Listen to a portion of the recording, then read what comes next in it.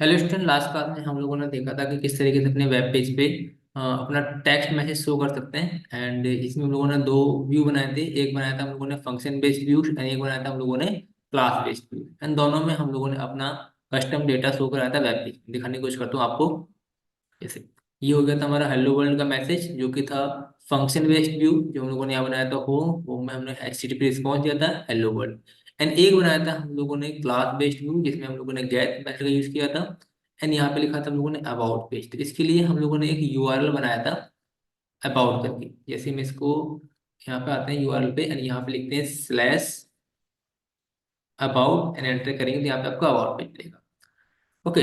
But generally हम लोग कोई अभी एप्लीकेशन बनाएंगे तो उसमें इस तरीके से अपना टेक्स्ट मैसेज शो नहीं कर सकते वेब पेज पे, ठीक है। तो हमको क्या करना पड़ेगा, पूरी की पूरी HTML फाइल रेंडर करानी पड़ेगी वेब पेज पे, या अपना पूरा का पूरा HTML फाइल को शो करना है वेब पेज पे। तो आज की क्लास में हम लोग वही सीखने वाले हैं कि HTML फाइल को किस तरीके से रेंडर करते हैं वेब पेज पे, in both case class based view and as well as function based view. Okay, तो स्टार्ट करते हैं। तो सबसे पहले क्या करेंगे हम लोग, देखो पहला स्टेप आपका ये कि हम लोग ना यहाँ पे एक फोल्डर बनाएंगे। अ, जो हमारा रूट फोल्डर है, जो है school project. And school project के अंदर आपको ना एक फोल्डर बनाना है।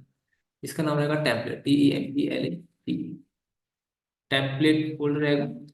ओके। एंड इस टेम्पलेट फोल्डर के अंदर आपको एक फाइल बनानी है जो कि है index.html। अब ऐसा नहीं है कि आप index.html रखेंगे, मतलब फाइल का नाम आप कुछ भी रख सकते हैं, लेकिन उसका जो एक्सटेंशन है वो .html होना चाहिए, ठीक है। ये फर्स्ट स्टेप हो गया हमारा। सेकंड स्टेप ये है कि आपको आना पड़ेगा प्रोजेक्ट के settings.py फाइल में, जो कि है हमारी, इसको क्लोज करते हैं हम लोग। एंड ये हमारा स्कूल प्रोजेक्ट हो जाएगा। एंड यहाँ पे आके settings.py फाइल ओपन करेंगे। एंड यहाँ पे आने के बाद आपको कॉन्फ़िगर करना पड़ेगा टेम्पलेट फोल्डर, ठीक है। तो यहाँ पे आएंगे, पाथ के बाद इंपोर्ट करिए आप, इंपोर्ट ओएस, ठीक है। तो यहाँ पे हम लोग ओएस मॉड्यूल को इंपोर्ट कर लेंगे। एंड इंपोर्ट करने के बाद यहाँ पे हम लोग क्या बनाएंगे, template TEMPLATE, template underscore DIR OS dot path dot join and base directory. इसके बाद आपको अपने फोल्डर का नाम देना है जो आपने यहाँ बनाया था। हमने बनाया था टेम्पलेट फोल्डर TEMPLATE। तो यहाँ पे मैं ऐसे करता हूँ TEMPLATE टेम्पलेट फोल्डर। ओके, ये सेकंड स्टेप हो गया हमारा। थर्ड स्टेप ये है कि जो हम लोगों ने टेम्पलेट अंडरस्कोर DIR वेरिएबल बनाया है, इसको आपको स्क्रॉल करना है पेज। एंड यहाँ पे ना एक टेम्पलेट नाम का ऑप्शन दिखाई देगा। एंड यहाँ पे DIRS के अंदर यहाँ पे इसको पेस्ट कर देना या फिर इसको टाइप कर देना, ठीक है। ये काम हमारा। इसके बाद आपको इस फाइल को क्लोज कर देना है। देन आपको आना है व्यूज के अंदर। अब आपको कंफ्यूजन हो रही है कि एक्चुअली में टेम्पलेट है क्या, हम क्यों कर रहे हैं, तो ये आपको मैं डॉक्यूमेंटेशन में समझा दूंगा कि एक्चुअली में हम लोग ऐसा क्यों करते हैं, ठीक है। बट फिलहाल के लिए हम लोग उसको प्रैक्टिकली करके देख लेते हैं। तो इसके बाद आपको सेकंड स्टेप, आपको ना कोर्स एप्लीकेशन में जाना है। एंड कोर्स एप्लीकेशन में आने के बाद views.py फाइल में आना है। एंड यहाँ पे आने के बाद यहाँ पे जहाँ पे हम लोगों ने HTTP रिस्पॉन्स लिखा था, इसको हम लोग रिमूव कर देते हैं या फिर इसको ऐसा करते हैं कमेंट ही कर देते हैं, ठीक है। एंड यहाँ पे आपको क्या करना है, रिटर्न कर देना है रेंडर। ओके, हम लोग रेंडर फंक्शन यूज करेंगे। रेंडर मीन्स कि आप अपने वेब पेज पे क्या भेजना चाहते हैं, ठीक है। तो पहला जिसका इसका आर्गुमेंट होता है वो होता है रिक्वेस्ट। एंड सेकंड में आपको अपनी फाइल का नाम देना होता है HTML फाइल का नाम, ठीक है। HTML फाइल कहाँ पे रखी है हमारी, टेम्पलेट फोल्डर के अंदर। तो यहाँ पे डायरेक्टली आपको बस क्या लिख देना है, यहाँ पे index.html, ठीक है। ये लिखा हम लोगों ने index.html, क्यों, क्योंकि जो हमारे टेम्पलेट फोल्डर था इसका पाथ हम लोगों ने settings.py फाइल में मेंशन कर दिया है। मैं अब दिखाता हूँ आपको प्रोजेक्ट फोल्डर के अंदर, यहाँ पे settings.py फाइल, यहाँ पे हम लोगों ने इसको डिफाइन कर रखा है ऑलरेडी। तो जो क्या करेगा, इसका पाथ ऑटोमेटिक उठा लेगा ये। एंड इसके आगे जो भी चीजें हम लोग डिफाइन करेंगे उसका पाथ हमको यहाँ पे देना पड़ेगा। तो हम लोगों ने इसको डायरेक्टली यहाँ पे पास कर दिया। सेव करना है, इसके बाद सर्वर चेक करना है कि किसी तरह की कोई एरर तो नहीं, कोई एरर नहीं। आपको ब्राउजर पे आना है। एंड ब्राउजर पे आने के बाद आपको पेज करना है refresh. Local host colon 8000 enter करेंगे। तो ब्लैंक आ रहा है क्योंकि हम लोगों ने अपने HTML पेज के अंदर कुछ भी नहीं लिखा अभी तक। ठीक है, तो यहाँ पे हम लोग क्या करेंगे, एक बेसिक सा फॉर्मेट लिखते हैं HTML का। यहाँ लिखा मैंने home page, home page, and यहाँ पे आने के बाद मैं H1 टैग के अंदर दिस इज होम पेज ऐसे करो। ठीक है, ये लिखा हम लोगों ने HTML के अंदर। अगेन आपको कहाँ पे जाना है, वेब पे जाके रिफ्रेश करना है पेज को, और आप देख सकते हैं आपने जो भी आप कंटेंट HTML फाइल के अंदर लिखेंगे वो आपको यहाँ पे देख। परफेक्ट। सो उम्मीद करता हूँ कि ये जो आपका फंक्शन बेस्ड व्यू में कैसे फाइल रेंडर कराते हैं ये तो आप लोगों ने सीख लिया होगा। बट अगर आपको क्लास बेस्ड व्यू के अंदर अपनी फाइल रेंडर करानी है HTML, तो वो कैसे करेंगे, चलो वो भी सीखते हैं। देखो, इसके लिए आपको कुछ नहीं करना है, बहुत ही सिंपल है। जैसे हम लोगों ने यहाँ पे HTTP रिस्पॉन्स को पास किया था, यहाँ से हम लोग रिटर्न कर देंगे, रिटर्न रेंडर। एंड रेंडर के अंदर पहला पैरामीटर क्या होगा, इसका रिक्वेस्ट ही होगा। एंड यहाँ पे आके आपको फाइल दे देनी है। ठीक है, तो हम क्या करेंगे, इसी में ना एक बनाएंगे about.html। ठीक है, अब about.html हम लोग ने बनाया नहीं अभी तक, तो हम लोग टेम्पलेट फोल्डर के अंदर जाएंगे एंड यहाँ पे लिखेंगे about.html, एंटर करेंगे एंड यहाँ पे हम लोग बेसिक सा कोड लिखेंगे।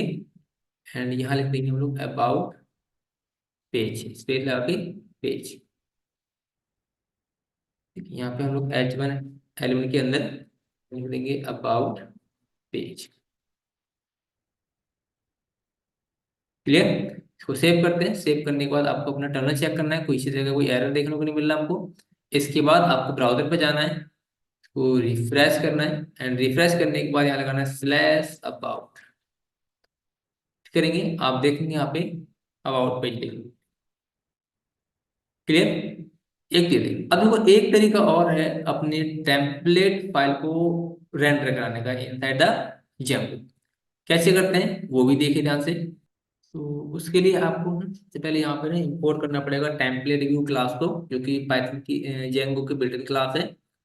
सो यहाँ पर आते हैं, हम लोग लिखेंगे इसको from and Django dot views dot generic dot base से क्या कर दो आप, इंपोर्ट करो, इंपोर्ट करो इसको टेम्पलेट व्यू। ठीक है, इस टेम्पलेट व्यू को इंपोर्ट करा लिया हम लोगों ने। देन यहाँ पे क्या करेंगे, एक और क्लास बना लेते हैं।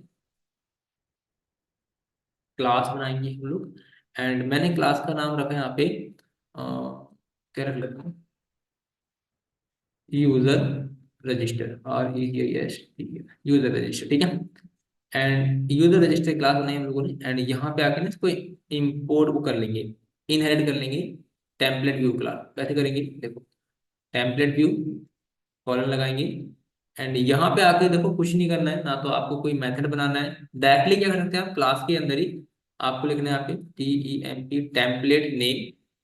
ओके, एंड टेम्पलेट नेम के बाद यहाँ पे सिंगल कोड के अंदर आपको टेम्पलेट का नाम दे देना है। सो मैंने क्या करता हूँ यहाँ पे रजिस्टर .html नाम की एक फाइल बनाता हूँ। ठीक है, तो कॉपी कर लेते हैं, इसी नाम से फाइल बनाएंगे हम लोग register.html एंड आएंगे टेम्पलेट के अंदर, यहाँ पे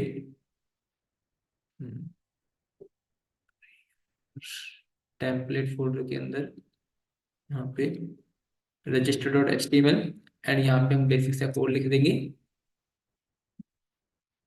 रजिस्टर H1 के अंदर रजिस्टर पेज। ठीक है, सिंपल। बट अगर मैंने बता रखा है आपको ऑलरेडी कि जब भी हम लोग क्लास बनाते हैं जेंगो के अंदर व्यू फाइल के अंदर, तो आपको इसके लिए ना URL बनाना पड़ता है। तो हम लोग आएंगे urs.py फाइल के अंदर एंड यहाँ पे किसके लिए बनाएंगे URL, अपनी क्लास के लिए। तो पाथ, पाथ बनाया हम लोगों ने एंड पाथ रहेगा हमारा साइन अप या फिर रजिस्टर, रजिस्टर। देन कॉमा लगाना है इसके बाद जैसे हम लोगों ने इसके लिए भी बना था ना, वैसे करेंगे व्यूज,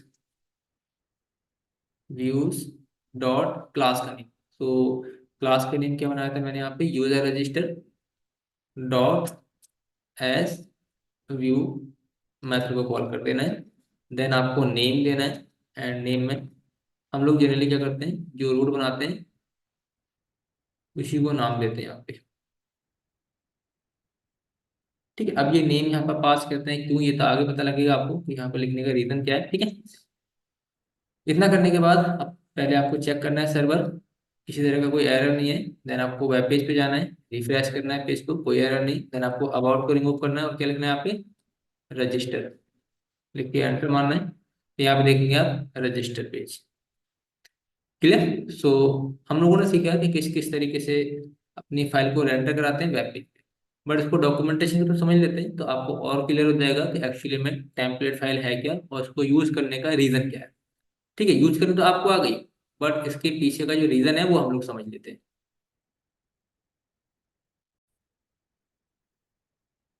सो जेंगो में मैंने बताया था आपको कि जो जेंगो है उसको जनरली तीन कैटेगरी में डिवाइड किया गया है। पहला मॉडल, व्यू एंड टेम्पलेट। ठीक है, क्योंकि जेंगो एमबीटी आर्गेनाइजेशन को फॉलो करता है। मॉडल बताया था मैंने आपको कि डेटाबेस से रिलेटेड कोई भी टास्क परफॉर्म करना है, देन आप मॉडल में डिफाइन करेंगे उसकी फंक्शनलिटी को, और लॉजिक आपको लिखने हैं व्यू के अंदर। एंड टेम्पलेट में हम लोग वो कंटेंट लिखते हैं जो हमको वेब पेज को शो कराना है। तो व्यू हम लोगों ने देख ही लिया था, टेम्पलेट मैंने अभी आपको दिखाया। बट टेम्पलेट है क्या, इसकी नीड क्यों पड़ी, ये देखो। So a template is a text file. It can generate any text-based format, HTML, XML, CSV, etc. मतलब कि अगर आपको किसी भी तरह का कंटेंट या फॉर्मेट रेंडर कराना है अपने वेब पेज पे, ठीक है, या अपने वेबसाइट की जीयूआई करनी है क्रिएट, तो वो हम लोग सारा कंटेंट किस में डिफाइन करेंगे, हम लोग जेंगो एप्लीकेशन के टेम्पलेट फाइल में।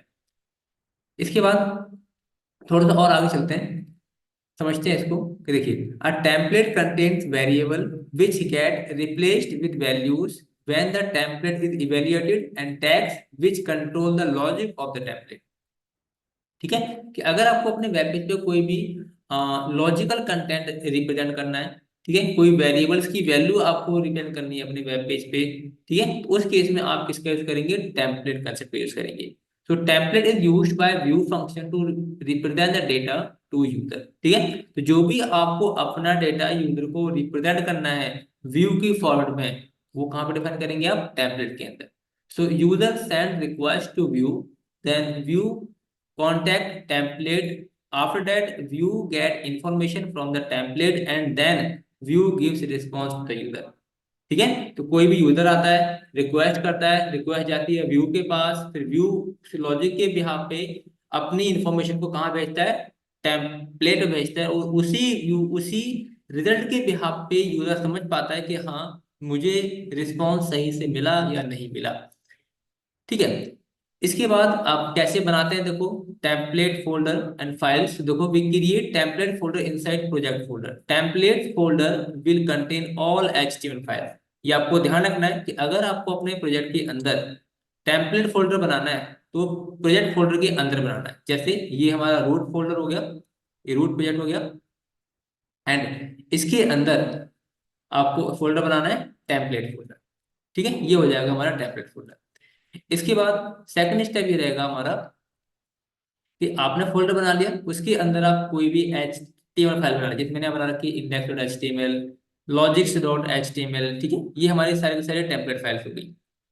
थर्ड स्टेप ये रहेगा कि आपको ना ये टेम्पलेट फोल्डर रजिस्टर करना पड़ेगा settings dot P Y file में। तो बहुत ही सिंपल है, आपको setting dot P Y file open करनी है, इसमें दो लाइन ऐड करनी है। पहली template underscore D I R जो दिखाया था मैंने आपको करके, इसके बाद इस template underscore D I R में डी आई जो वेरिएबल है हमारा, इसको टेम्पलेट लिस्ट में जाके ऐड कर देनी है। दिखाया था करके, वहां पे आप समझ गए होंगे किस तरीके से। इसके साथ साथ फिर मैं बताऊंगा आपको कि जेंगो टेम्पलेट लैंग्वेज क्या है जेंगो के अंदर। ठीक है, तो जो नेक्स्ट कंसेप्ट रहेगा हमारा वो रहेगा जेंगो टेम्पलेट लैंग्वेज, और इसमें भी हम लोग काफी सारी चीजें सीखेंगे। तो आज की क्लास नहीं करने सकते हैं, और मिलते हैं नेक्स्ट वीडियो में नेटवर्क के साथ। तब तक के लिए बाय बाय।